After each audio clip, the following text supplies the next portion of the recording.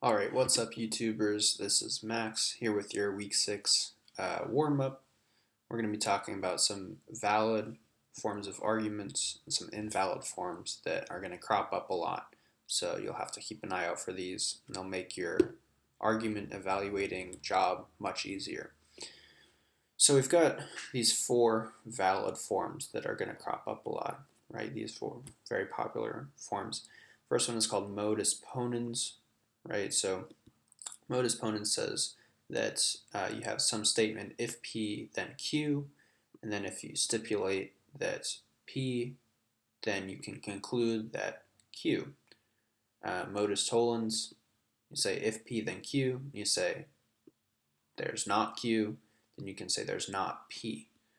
A dilemma says that you have both P then Q, and if not P then Q, that means that you can conclude that Q, right? So if you have P and not P both leading to the same outcome, Q, you know you're going to have Q happen no matter what.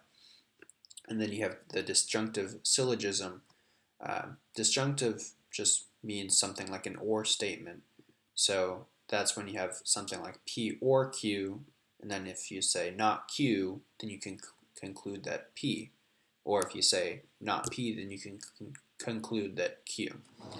Now we've also got these invalid forms that are very seductive and look very similar to some of these valid forms, and yet they're invalid, right? So one is affirming the consequence. We can say that's kind of the reverse of a modus ponens almost, right? Where we have if P then Q, and then you say Q, and then you conclude P. Now, you can't conclude P if you're given these two things, right? So it's kind of, whereas modus ponens is affirming the antecedent, and when you affirm the antecedent, you can conclude the consequent. This, you're affirming the consequent, and from that you cannot draw the conclusion that the antecedent is true. And then denying the antecedent, we've got the opposite, right? You say if P, then Q, and if you have not P, then you have not Q, and that's not true. That's an invalid argument. And again, it's kind of the reverse of this modus tollens, where instead of, in the modus tollens, you deny the consequent, and then you can conclude the opposite of the antecedent. In this, you're denying the antecedent, and that doesn't necessarily buy you denying the consequent. So let's see what these look like in practice. So our two statements, or the two parts of the conditional, are that P is I am a graduate student at U of A, then I am left-handed, right? So we put that together in this conditional statement. If I am a graduate student at UA, then I am left-handed. That's not true, right? So I am a graduate student at UA, but I'm not left-handed. But if we set up our conditional like this, as we're going to do in the assignment for the week, then we'll see how some of these can kind of go wrong. So we'll start with modus ponens, right? And so again, modus ponens says that if we have the conditional and then we stipulate the antecedent, right? That's the thing, that's the if statement, then we can conclude Q, which is the then statement. So if I am a graduate student at UA, then I am left-handed. I am a graduate student at UA, therefore I am left-handed, right? So this is a valid argument, even though both of these premises aren't true. Remember, when we're considering validity, we're not worried about the truth of the premises. So if both of these things are true, then the only conclusion we can come to is that I am left-handed. There's no way we can conclude that I wouldn't be left-handed, because basically this is all graduate students at UA are left-handed, and since I am one of that population, then I would also have that property. Now looking at the modus tollens, we have the conditional, if I am a graduate student at UA, then I am left-handed. And then we have, we deny the consequent, right? We say I'm not left-handed. And then you say, well, then we can conclude that I am not a graduate student at UA. And this is a valid argument, again, because if this is saying that basically everybody who's a graduate student at UA has this property of being left-handed, if I don't have that property, then I can't belong to this group. Now let's see the ways that that kind of goes wrong in these invalid arguments. So we have the conditional here, if I am a graduate student, and we say I'm left-handed, the conclusion would be therefore I am a graduate student at UA. Now that wouldn't necessarily be true because yes, everyone who's a graduate student at UA is left-handed if we accept this statement as true, but that doesn't mean that only graduate students at UA are left-handed, right? I could be a left-handed bodybuilder or a left-handed student at Arizona State University, right? So that's why that just goes to show that this affirming the consequent is indeed an invalid argument. And we'll see that again with denying the antecedent. So we have the conditional, and then we deny the antecedent, right? We deny the if part of the conditional.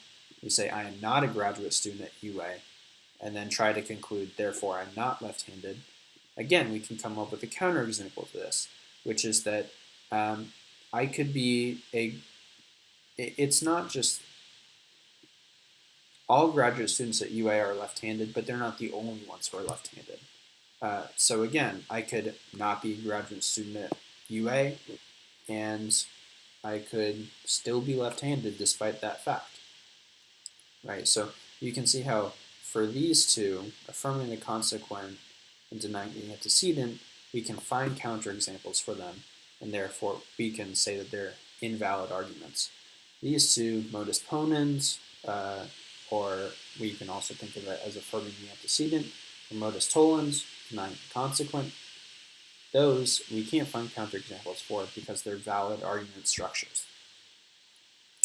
Now the second half of your assignment is going to be analyzing a couple arguments, and basically from here on out, if you can just say this argument is a modus ponens or a modus tollens, then that's sufficient for justifying why you think that it's a valid argument.